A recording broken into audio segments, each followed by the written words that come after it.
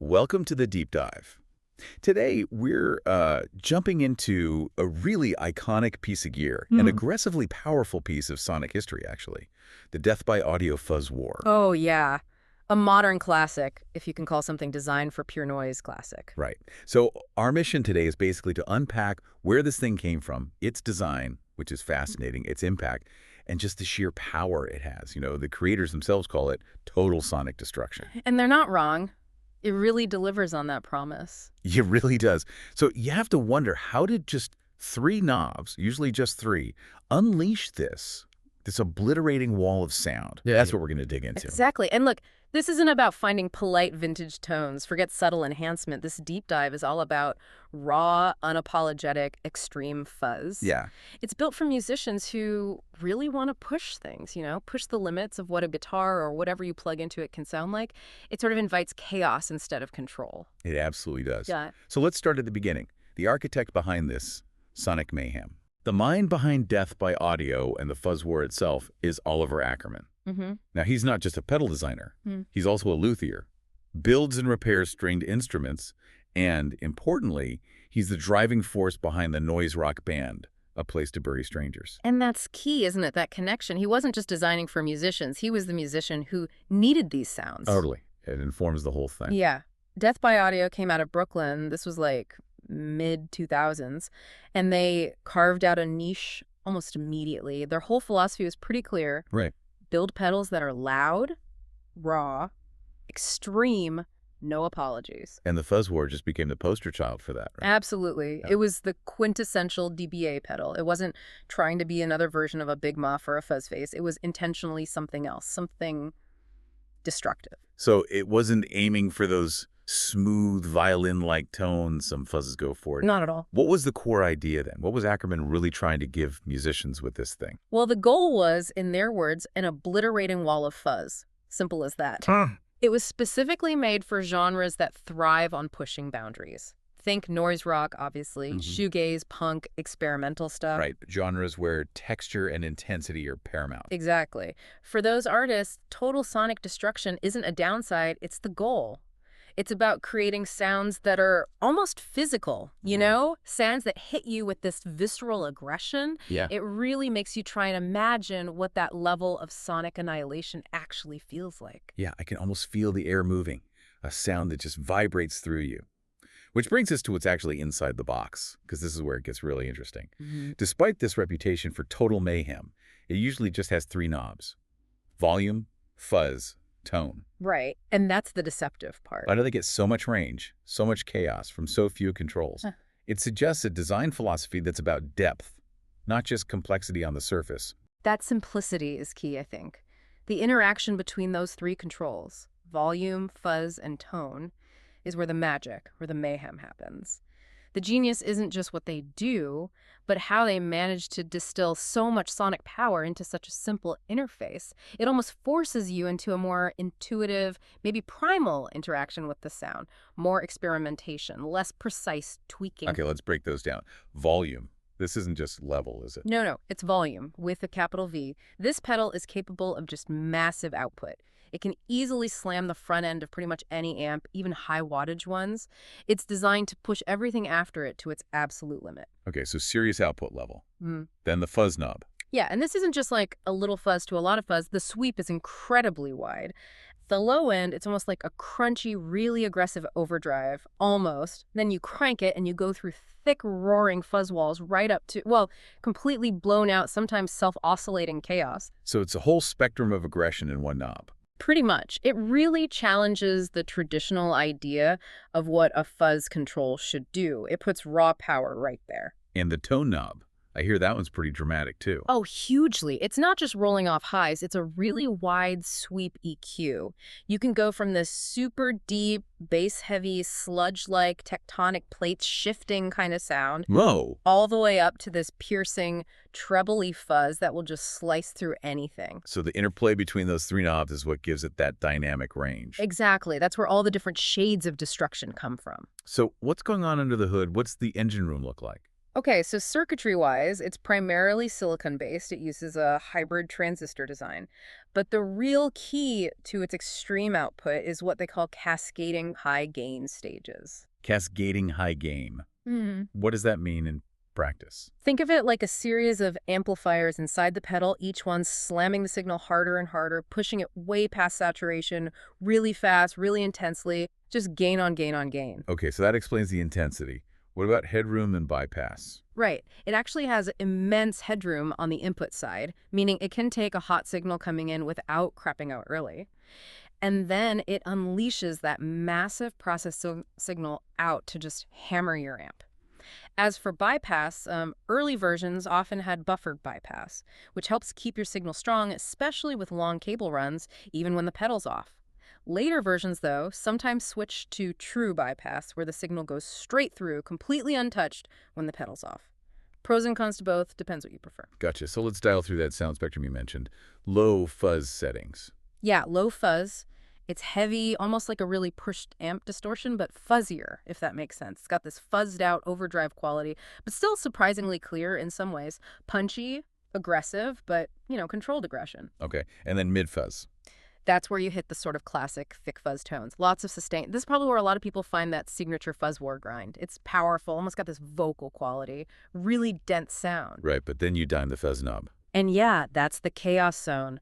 That's where things get really wild. You get gated sounds, sputtering, collapsing waves of noise. Like the signal is just tearing itself apart. It disintegrates into this unique, almost unpredictable texture. It's really embracing the imperfections, the breaking point. Wow, and that tone sweep we talked about makes it work across that whole range. Totally. That wide EQ sweep is crucial. It lets you shape all those different textures, which is why it's not just for guitar, People use it on bass all the time. Even synths, it just destroys whatever you feed it, in a good way. It really does raise that question again. Yeah. How do you get that much versatility, from overdrive to total annihilation, from just 3 knobs? It's that combination, I think. Those super interactive high-gain stages, plus that incredibly powerful tone control. It creates this massive, dynamic, and, truly destructive palette. Incredible. And this beast, it's evolved a bit over the years, hasn't it? Yeah, it's had a few iterations, keeping that core aggression, but changing form factors and stuff. So the early days, mid-2000s, Yeah. those were the Brooklyn hand-built ones. That's right. Often in bigger enclosures, sometimes quirky shapes. And they had that cool, unique, silk-screened artwork. Real boutique workshop vibe. Felt very artisanal, I bet. Definitely. But as it got more popular, demand grew, and they introduced the later standard editions. Okay, what changed there? They kept the core sound. The brutality was still there, but they moved to slimmer, more standard-sized enclosures.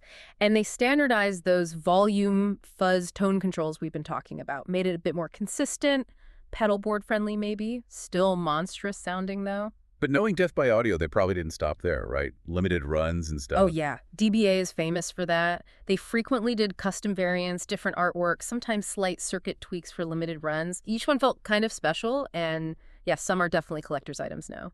And the evolution didn't stop there, did it? There's a newer version too. Right. For those who thought somehow the original Fuzz War wasn't quite chaotic enough. Huh. Is that even possible? Apparently. In the 2020s, they brought out the Fuzz War Overload. It's an expanded version, basically. More controls, more game-shaping options, pushing that circuit even further into experimental noise territory. Just more. More sonic mayhem for those who crave it. Hmm. So who are these people? Who actually uses this war machine? Obviously Oliver Ackerman himself, right? In A Place to Bury Strangers. Oh, absolutely. It's fundamental to their sound. You hear it all over their records, that searing, dense wall of noise. But it's reached beyond that niche, hasn't it? Found its way into some maybe surprising setups. Yeah, that's what's really fascinating. It's not just noise rock dance. You see it pop up in more mainstream places, too, like rock icons. The Edge from U2, for instance. He's known to use DBA pedals for experimental textures, layering sounds in the studio. The Edge, wow.